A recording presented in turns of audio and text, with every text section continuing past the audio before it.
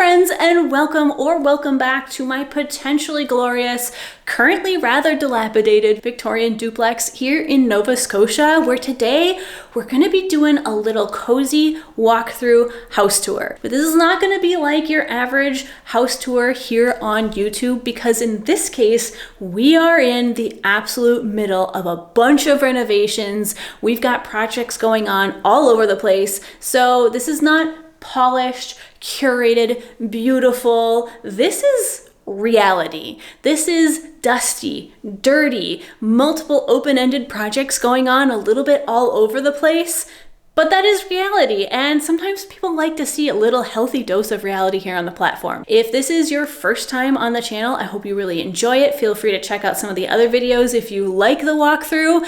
And if this is not your first time, if you are kind of a channel regular, I am gonna do this in part so that you can get a better feel for the layout of the house, because that is one thing that people do comment on a lot. They have a hard time picturing where rooms are in relation to each other. So I'm gonna keep this relatively unedited just so you can get a better sense of the flow of the house. But that being said, without further ado, let's go to the entryway and start this tour. So we'll start off in the entryway because this is where we enter the house every day. We do not come in the front of the house. We actually come in the side entryway because that's where you can park the car. So this is where we've stored most of our tools on this table and then this big cabinet. This cabinet actually came with the house, and judging by its style and its construction, it's been with the house for a long time. So it is still here and it is still being very, very useful. Also, this is where the washer lives. The dryer is upstairs, which is where it was when I bought the place, but the washer came downstairs just for plumbing reasons. It fits nicely in this closet. This closet originally had a wardrobe full of vintage clothes when I bought the place. It's all yours. Now it is cleaning clothes, and you can see the original plaster and lath back there, and that is because we had to do a lot of work on the floor that is just down behind it. So you can see the only bricks that are left of this chimney. The rest of the bricks are outside because we tore that chimney down in the second floor and the attic. So this is all that's left, and this will be coming down also very shortly, in fact. So that's the entryway. It's also where our only bathroom is, and we are not going to spend a lot of time here because it is not very attractive, but it does get used every day, and it does the job. We've got toilet, we've got sink that actually is not functioning, and then we have the shower. And like I said, it's dreary, it's dark, it's dismal. It doesn't actually have any lights besides that one string of twinkle lights up there, but it does the job. Moving right along, I think what we'll do is we'll start on this side of the house, and then we'll come back around through the kitchen to visit the other side of the house, keeping in mind that they are mirrored. And this is unfortunately the side that does not get very much light, so it is a bit dark. So here we have what would have been the dining room at some point in time. It has now become storage for many things. Some of them are antiques, like for example, that mantle, which got pulled out of our basement. It was getting all moldy and mildewy and falling into a state of disrepair, but we salvaged it. We brought it upstairs, and actually, this is probably where it went at one point in time because the outline of the mantle matches the outline in the paint that's behind it. Then we've got on either side, we have the closets. Now these closets still have their doors. You'll see in the other half of the house, they do not have their doors. They've been turned into sort of built-in nooks. And behind these doors are a bunch of antiques. That is where we put all of the antiques when we cleaned this room out last spring. That video is this one right here, and it'll be linked in the description if you'd like to reference it. It has since filled back up a little bit, but it is mostly either antiques that didn't fit in the closet, a lawnmower, or stuff that needs to be taken to the garbage or to the scrapyard, such as this stationary bike that came with the house and just we haven't had the time to take it out. That pile back there is all original trim for the house that also was pulled out of the basement.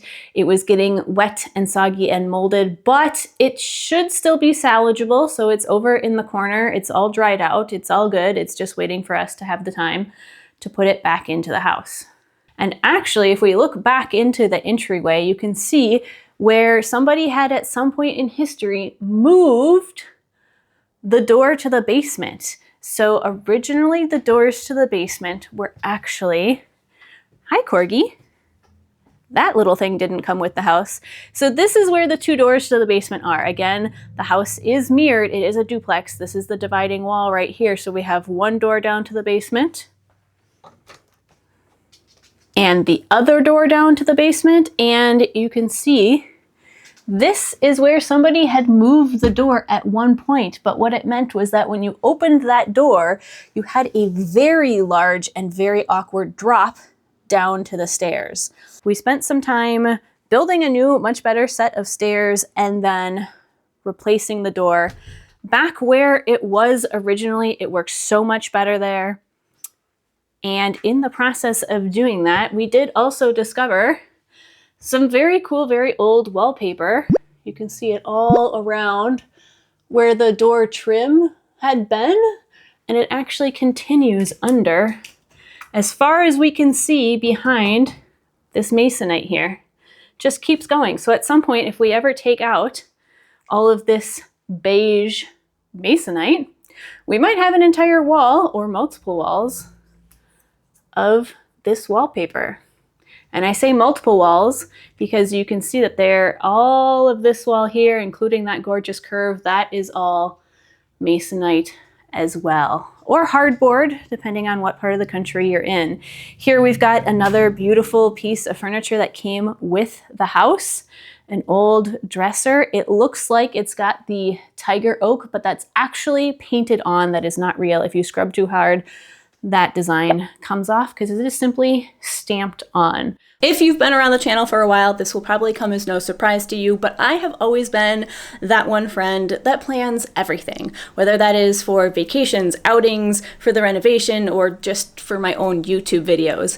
And if that is you, if you're a person that likes to plan trips, to compare hotels, to find those hidden gems while traveling, and just build the perfect itinerary, then you might also enjoy today's sponsor, Fora. Fora is a modern travel agency that's built for people who love planning travel and helping others travel well. Their modern membership-based platform allows those who have the skills, network, and knowledge to enter the travel industry and become an advisor. So whether you want to pursue this full-time or you just want to add an additional income stream, they provide you with all the necessary training. They give you community and they make booking really easy. You also will have access to more than 7,000 preferred partners, which means that you can unlock VIP perks like upgrades and resort credits. That gives your clients the elevated travel experience that you would give yourself. When you become a Fora advisor, you're an independent contractor and you make commissions based off of the bookings that you make. Getting started could look like booking trips for people you already know, and Fora gives you the tools to scale even further. Become a Fora advisor today at foratravel.com/YouTube. Click the link in my description to learn more and become a Fora advisor. Coming around, we've got this crazy piece of furniture. This also came with the house and people sometimes ask me about it. I don't know the story behind it. It is sort of Gothic style. It's got some beautiful woodwork. It's a secretary, so this opens and folds down and you can use it as a writing surface. It's got some big drawers down there. And then from here, spinning around, we've got the front entryway, but we're not gonna go in the front entryway yet because this door is sticky. We'll go into it from the other side of the house.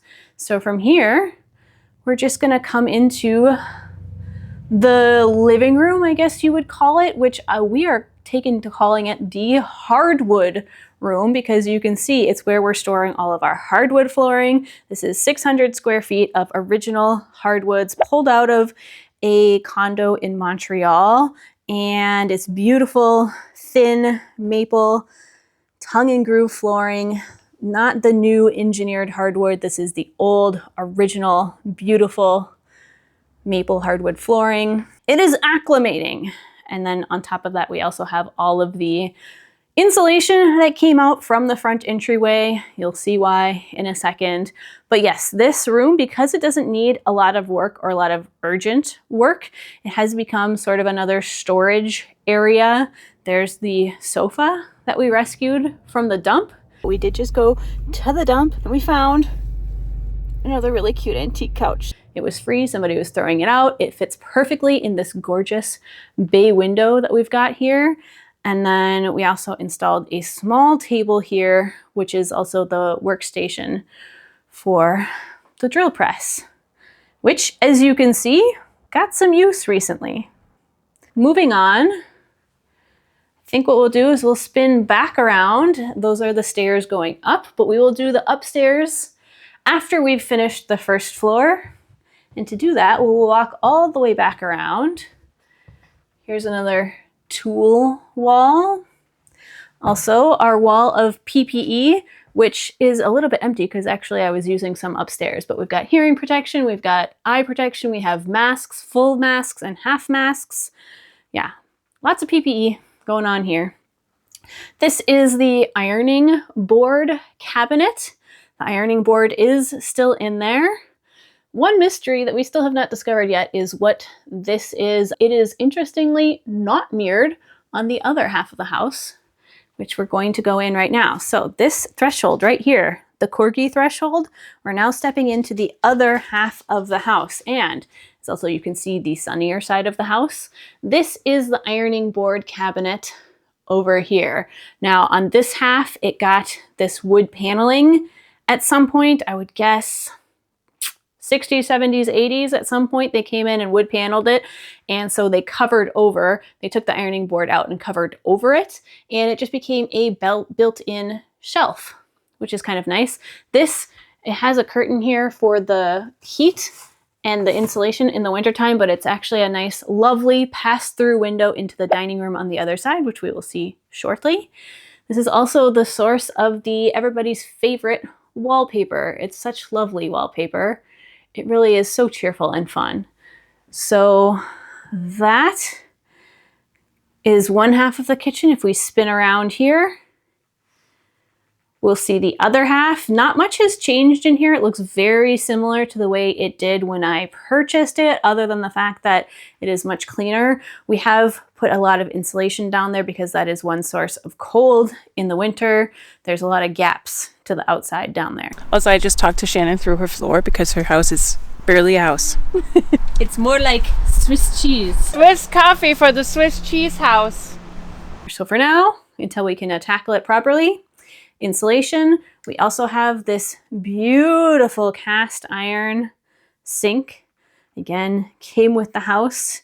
We are looking to keep it with the house, maybe as a standalone unit, not sure exactly, but it's one of my favorite features of the kitchen.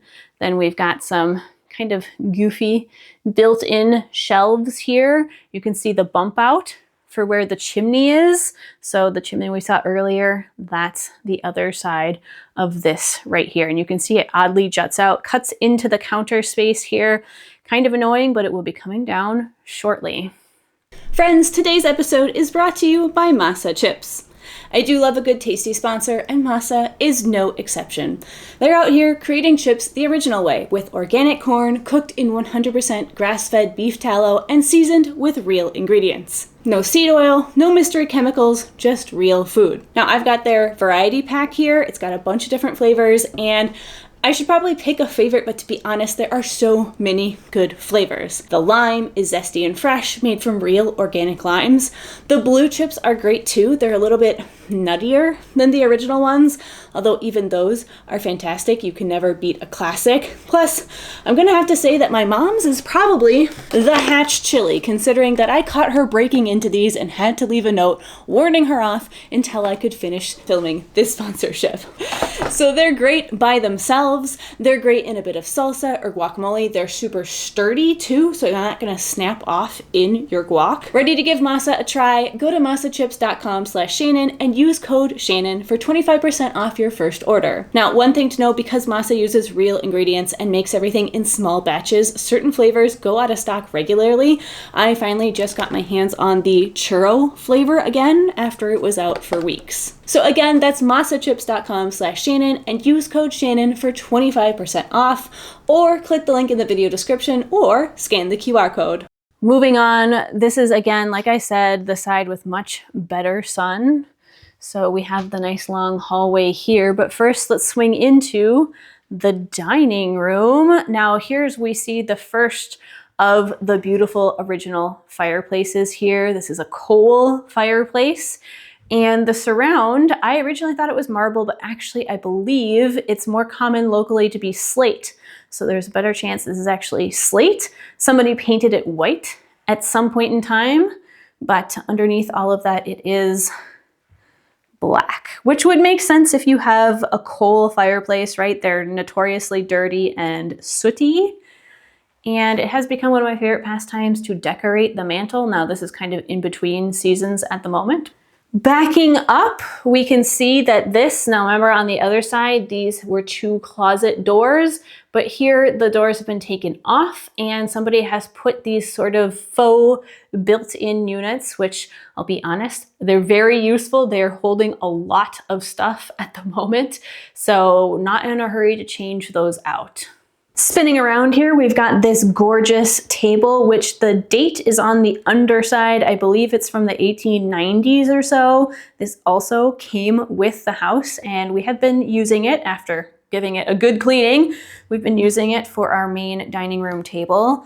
And speaking of dining rooms, this is the pass-through I was speaking about. Now, the shutters obviously are not original, but the trim is original, and this does seem to be an original feature of the house, a pass-through to the kitchen. Also not original to the house, the miniature-sized Victorian fainting couch for the dog. She uses this all the time, and the reason the wall behind it looks absolutely atrocious is because there was a radiator here. There were gorgeous cast iron radiators in the house, which, as you can see, exploded. All of them, every last one in the house froze and all of the pipes exploded, sending violent amounts of dirty water all over all of the walls. First plumber that I had in here before we bought the house said he had never seen a radiator explode with such force. Yeah, just to give an impressive. idea. That was probably the only reason I could afford the house, was because of that. Now, it did mean that we had to install all new heating. This happened in the first year of being here. We installed baseboard radiators. I would love to get it back to the beautiful cast iron radiators at some point. I just don't have the funds. We can see here they also put in a French door. It's one of the few French doors in the place. I doubt that it was original, but it does have some gorgeous Art Deco hardware on it. So if you look at that gorgeous doorknob, glass doorknob, Art Deco styling, and then swinging over and looking at the hinges as well. They are also absolutely gorgeous. Please ignore the massive hole in the plaster ceiling. It's on the list of things to fix. So, kitchen on one side, pivoting and going down. Please ignore the mattress. Going down the hallway, look at this beautiful curved wall and the beautiful plaster work, all original plaster work. This ceiling medallion, and I don't know when that light dates to, but it's also gorgeous work. There's the front entryway. We will go out there in a second, but first let's pivot around into the other living room, the other half. This also was free, although this was on Marketplace. We didn't pull it out of a dumpster. Ready? Yep. You want to go up? Go on. Good girl. Corgi for scale. Speaking of scale, look at these absolutely giant pink lampshades. They also came with the house. Boop. Such a good doggo. Now you will notice that most of the stuff in the room is on this half of the room, and that's because we're eventually going to have a lot of work that needs to be done over here. This whole wall, actually probably all of this front wall, is going to have to come down. It's a shame because it's the original plaster, but you'll see why in a second. It needs a lot of work and we need to investigate behind these walls. We're going to have to put plastic off that half of the room and tear down all of the plaster. And we're gonna see why in just a sec as we head out into the entryway. Again, more beautiful Art Deco hardware.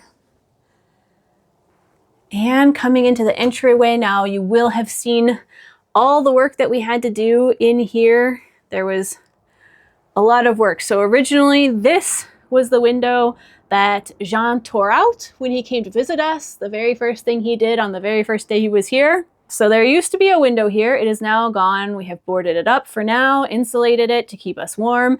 And then there was this whole situation. And I don't even remember why we originally opened this up, but we did. And when we did, we discovered a ton of mold and mushrooms and things growing that I had never seen before. If you want to know more about that situation, it'll be in this video right here. But basically somebody put vapor barrier on when there was still water seeping in from the outside. So all of these boards are completely destroyed.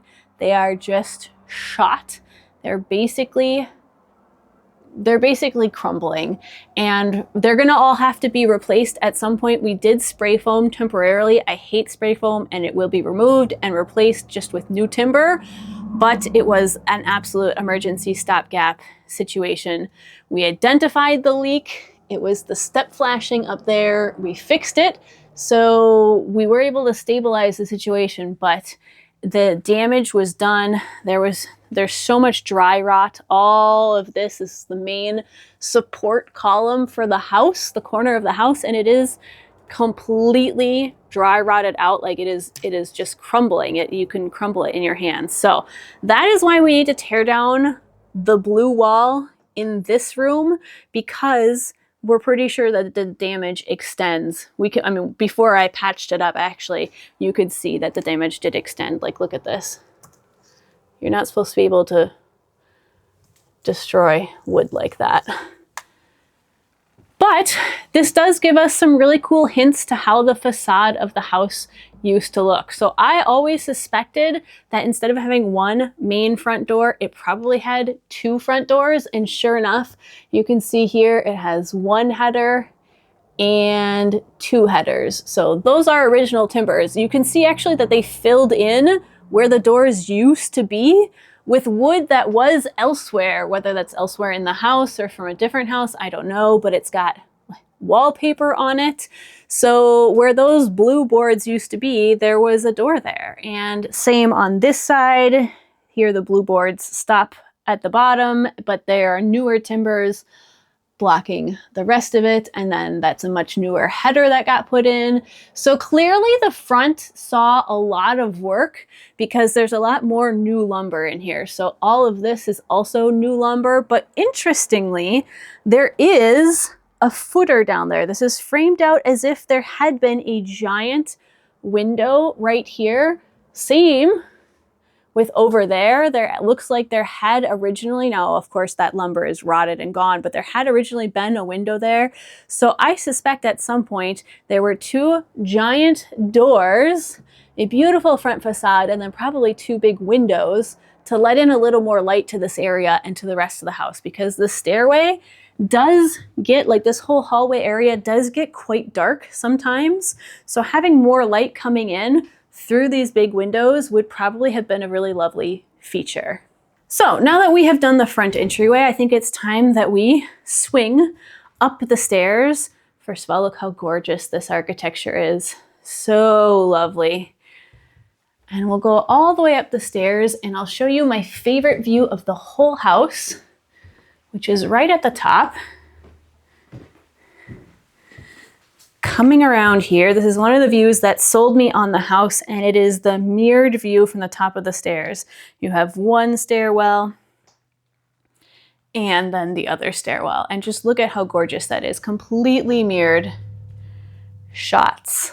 So from the top of the stairs, we've got one bedroom, two bedrooms, and a third smaller bedroom office, whatever you'd like to call it. And then swinging around behind, we have the bathrooms. Now this is in a state of absolute chaos because if you'll remember, we tore up the floor.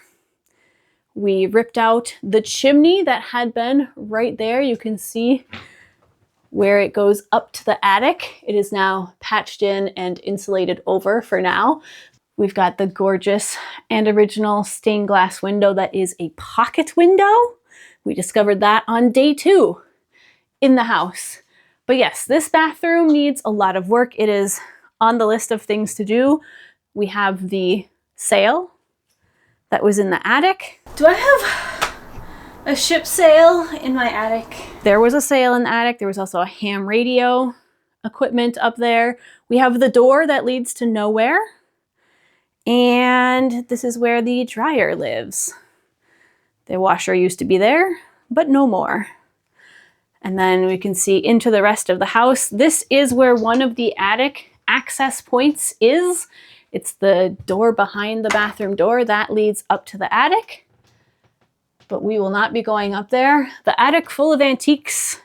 The Mary Poppins attic. Remember this bathroom layout? Because you'll see that they did it differently on the other side. So this is basically one giant room, and then they have kind of created a little walled off room in here for the washer dryer. But first, we have to go up a couple more steps. Takes us up to the bedrooms. This is the only room that we've really done much work in up here. And that was basically just to give it a clean coat of paint so that we had one room that was clean, that we could relax in. We've got Kenel's hobbit hole in the corner, which she loves and uses.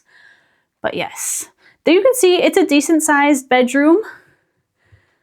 It has a pretty typically small closet. You can see they're very short, very narrow, as is pretty typical for the time. But for now, I've got this little IKEA hanging thing in there, and it works quite splendidly. Then you can see at the top of the landing here could have potentially a lovely little sitting area, maybe a bookcase, a little sofa, something like this.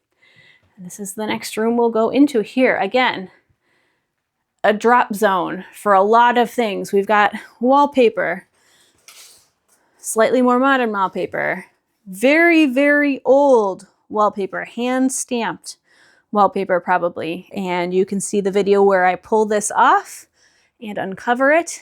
That'll also be linked in the description. It should be this one right here. But this has become the antiques room. So I've started sorting through antiques and storing them in these storage bins. Now, unfortunately, that's pretty low priority, so I got interrupted and it's a state of chaos currently. But that is what this room is. This is the red room. 3 guesses why. In the red room, somebody built out the closet. They wanted a bigger closet, so they just built a newer, bigger one, and it was a monstrosity. And then the only other fun thing that's really worth mentioning is that hole down there. If you stick your head or your camera in that hole, you can see the closets down below, the ones in the dining room that have the faux built-ins, and you can also see the entire chimney that's right back here. It's this huge, massive cavity. So much what we would call wasted space, and the chimney is right back in there. And then I guess the only other thing that's worth mentioning here is that this is where we've stored all of the pine subfloor that we pulled out of the bathroom, and we are saving it because it is being the subfloor, it's in very good shape. It's not really worn or anything. You can see all of the original square cut nails are still in it. And we're gonna save it to patch in other places in the house because a lot of it is in very rough shape. You can see all of the trappings of my office room makeover. So you'll recognize this rug, you'll recognize this piece of furniture, and a lot of the aesthetic dressings, including that gorgeous original 1930s Art Deco lamp from Germany that I got off of Facebook Marketplace. It is stunning. But all of this was in my office makeover, except the office makeover happened in that room. So why isn't it in that room? Well, that room is cordoned off, and you'll see why in just a second. But yeah, this is a lovely room. We use it all the time. It gets gorgeous light. And the windows, I mean, you can see they're being blown out, but they're floor-to-ceiling windows. They're quite the feature of the main facade of the house. And then up here, somebody tried to imitate tin ceiling, but that is not tin ceiling, that is just wallpaper. Got a gorgeous transom window that is painted shut. And then back out. So here we can see original pine flooring. And then in the hallway, somebody installed hardwoods on top of that. And you'll notice that the second floor is a bit interestingly hodgepodge. We've got pine subfloor in a lot of the rooms, but we do have hardwoods in some of the rooms, but it does seem very scattered. So on this half of the house, actually all of the bedrooms, 1, 2, and 3, if you call that a bedroom, they all have the wide pine flooring. It's just the hallway that has hardwoods. And then when we go into the other half of the house, you'll see they've done it a little bit differently. But again, remember that bathroom layout, because now we're gonna go see how they laid out the bathroom on the other side. So here, they've split it into 2 very long, very skinny rooms. So this was originally the bathroom for this half of the house. You can see the cast iron tub. And then way back there, first of all, you can see the hole where the chimney used to be, where the light is shining through. You can see the other pocket window there. We've got a lot of really beautiful beadboard down here. And then if we back out, then we go in the other half over here. A surprisingly gorgeous doorknob for what is the world's crappiest door is just pieces of beadboard put together. But if we pivot around here, we can see this might have been maybe a very small, like a kid's bedroom at some point, but it has been turned into storage. So this is an interesting room. This is going to be so much fun to open up eventually. This is the copper that we need to turn in for money. There's china and paint that came with the house, so a lot of this is going to be what the rooms were painted in. So if we like any of them, can probably color match that. Kind of fun to see how they split this bathroom up on the other half of the house. Then coming back out, you'll remember we have 1 bedroom, 2 bedroom, office, bedroom, front room. And these are nothing special. These are quite dark. If I turn on the light, this is just the guest bedroom. This is where, when we have friends stay, Taya or Jean, this is where they stay. It is absolutely nothing fancy. It is just a bed, a nightstand, a dresser, and a small carpet. This is very much like the other side. So you've got a closet here, quite small. In this case, it is full of antique artwork from the attic. Yeah, so it's just a very small closet. We get a little peek of some old wallpaper in there. Very cute. So this closet extends to about here, and then there's a chimney in the middle, and then the rest of that is a closet for the other bedroom, which will go in next, except we're gonna swing by first. First, we'll swing by the attic access on this half of the house, which is here. So the attic access on the other half was behind that wall there. So that's one thing that's not mirrored perfectly. Otherwise, the attic access should technically be in here, but it's not. Instead, it is here.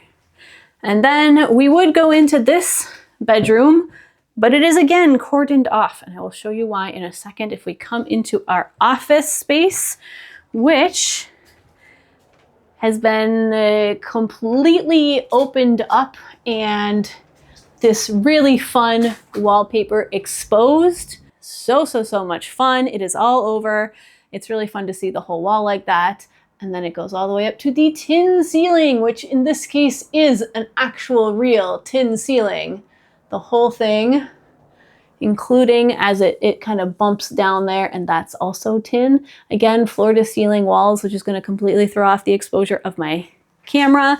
And then here, we actually had to knock a hole in the wall. That's how we're going to get into this bedroom here, which you can see. The acoustics in here are amazing because of all the mineral wool that we've got dampering the sound and the echo.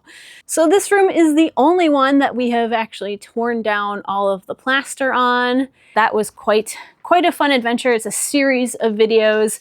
If you want to see them, it'll be these videos on screen right now, also linked in the description. The interesting thing about this room, again, more info on it in all the videos that I talked about, but it did have interior sheathing, which is very unusual. So the house has exterior sheathing, but it also has interior sheathing. So these boards that run on the inside of the walls, and we actually had to cut them off in order to access these stud bays. So we had to cut all the exterior sheathing on this wall and also on this wall. And that's why we have a hole in the wall here, because the sheathing ran the whole distance from here all the way. The boards terminated right on that wall there. And rather than cut the boards off, we decided to open up part of the wall, and then we could take all the boards out intact. Those are the long boards that you saw next to the tub in the bathroom. That's the only place they could fit. And then the one last thing that is kind of fun to see down here is that here we've got an old peg tenon. So the house is kind of constructed in a transitional time frame where they were switching over to using nails, but they were still using peg mortise and tenons for, you know, really important bits. Also, we can look down. That hole right there, that leads into the front entryway. So I hope that you enjoyed that. I hope you had fun. I hope it gave you a better sense for a feel of the house and where things are in relation to each other. Now, like I said, this is not super polished or curated. This is just the reality of living in a renovation zone. And if you'd like to see how far we've come, all the work that we've put into it so far, there will be a playlist right here that'll take you from the very beginning of the house adventure all the way up to the present day. You can watch all of that. That's hours and hours of good fun, hard work, cheerful problem solving to get to where we are right now. She's gonna be a beauty when we're done with her, but for now, she's looking a little messy. She's got some bedhead going on. Nope, scratch that. 4 tons of metal coming out of that basement to get to where we are today. It was pretty wild. Go check it out.